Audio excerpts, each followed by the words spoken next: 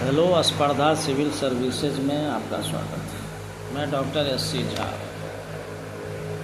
मेरा संस्थान पटना के वी.एम. दास रोड में स्थित है। मेरा संस्थान सिविल सर्विस के लिहाज से काफ़ी चर्चित सिद्ध रहा है। मेरे यहाँ अर्थशास्त्र ऑप्शनल की पढ़ाई और बेहतर तैयारी कराई जाती है। अभी बिहार सरकार ने वैकेंसी की बौछार लगा दी, जहाँ एक और DSO सिर्फ MA के स्टूडेंट के लिए है। वहीं FAO 71वीं में 79 पोस्ट फाइनेंशियल एडमिनिस्ट्रेटिव अफसर का 4 विषय वालों के लिए है, जो अर्थशास्त्र, कॉमर्स, मैथमेटिक्स और इकोनॉमिक्स वालों के। एज सिर्फ और सिर्फ इकोनॉमिक्स वालों को मिलता है, क्योंकि इसी की तैयारी करके आप परीक्षा पास कर सकते हैं। तो जहाँ DSO में 47 पोस्ट है, 47, तो 500 लगभग PT का रिजल्ट आएगा। वहीं FAO में लगभग 800 से अधिक PT में रिजल्ट आया। तो इसका क्लास शुरू हो गया। दोनों का एक ही सिलेबस है। सिलेबस की जहाँ तक बात है, तो माइक्रो इकोनॉमिक्स जो सेक्शन A का है, उसमें कंजम्पशन, प्रोडक्शन, एक्सचेंज और डिस्ट्रीब्यूशन सेक्शन पढ़ना है, जो काफ़ी महत्वपूर्ण है। कंजम्पशन में भी बहुत सारे टॉपिक हैं, प्रोडक्शन में है, मार्केट और डिस्ट्रीब्यूशन। तो सबों को अगर बेहतर देख जाए, तैयारी कर लें, तो बेहतर परिणाम मिल सकता है। इसी तरह माइक्रो के बाद मैक्रो इकोनॉमिक्स में जो महत्वपूर्ण चीज़ है, टॉपिक, वो है रोजगार का प्रतिष्ठित सिद्धांत, केन्स का रोजगार सिद्धांत, मल्टीप्लायर यानी गुणक, त्वरक, उपभोग फलक, निवेश फलक, मौद्रिक नीति, केंद्रीय बैंक, व्यावसायिक बैंक, इन इत्यादि ये सभी टॉपिक ऐसे हैं जिसको अगर देख जाया जाए तो आप बेहतर तैयारी कर सकते हैं। फिर इसके बाद पब्लिक फाइनेंस में है, टैक्सेशन है, tax, direct tax, indirect tax, प्रगतिशील कर की दर, अनुपातिक कर की दर, प्रतिगामी कर की दर, अधोगामी कर की दर। अब इन सबों में बेहतर कौन है, ये जानना है। कर का आर्थिक प्रभाव क्या पड़ता है, इसे भी जानना है। फिर कर के अंतिम प्रभाव किस पर पड़ता है, उसे निर्धारित करने वाले तत्व कौन कौन से हैं, इन सबों का अध्ययन किया जाता है। बजट के संदर्भ में जानना है, बजट।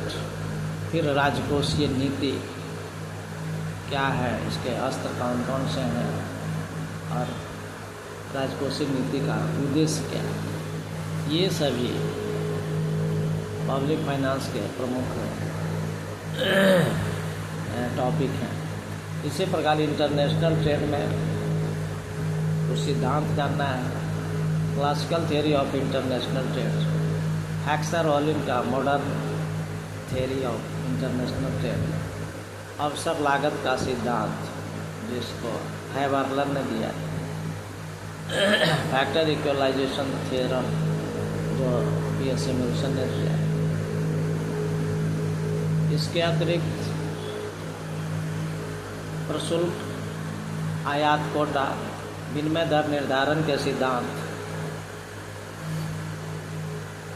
फिर भुगतान शेष क्या है, कैसे असंतुलित होता है, जब असंतुलित होता है तो उसको सुधारने के क्या क्या उपाय हैं, इन सभी बातों को देखना है।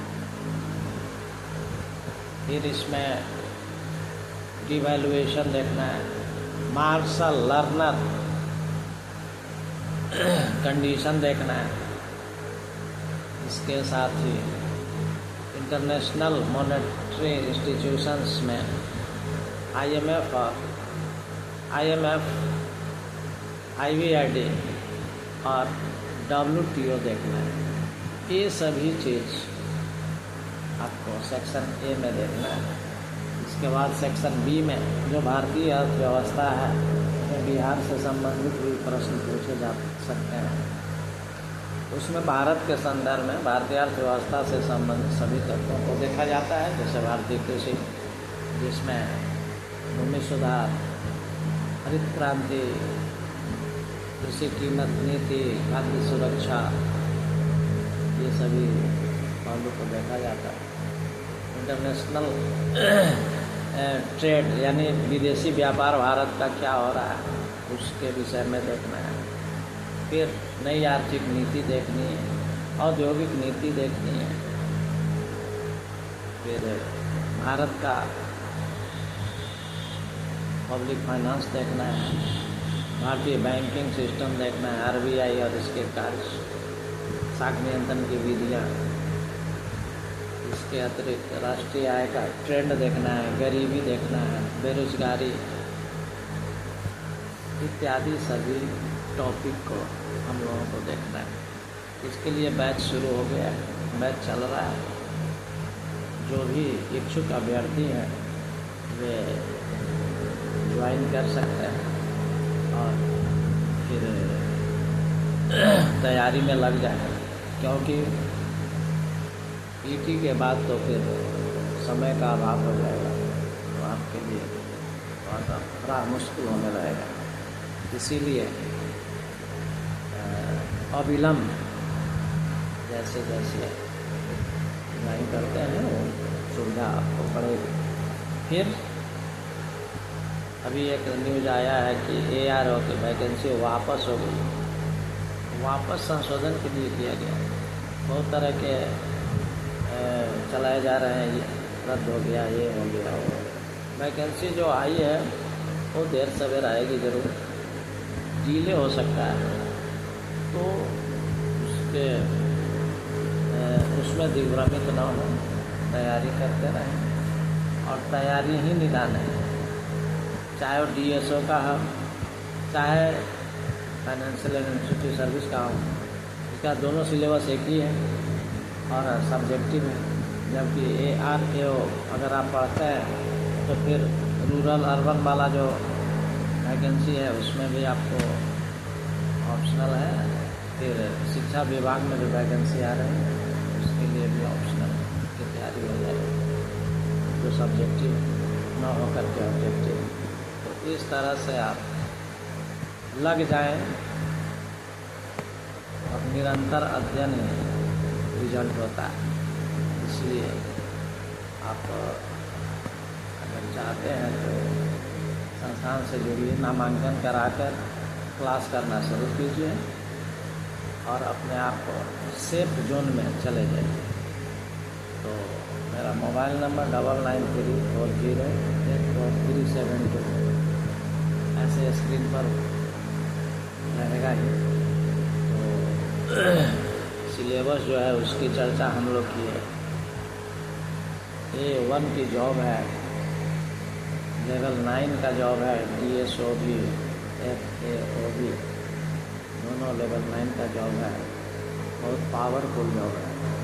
तो आप बिना देरी किए संस्थान से जुड़ें और ऑप्शनल की तैयारी करें ताकि आप सफल हो पाएँ। क्योंकि ऑप्शनल का कॉन्सेप्ट अगर नहीं हो पाएगा तो फिर आप काफ़ी परेशान हो सकते हैं। इस वीडियो में इतना ही, फिर अगले वीडियो में। Thank you.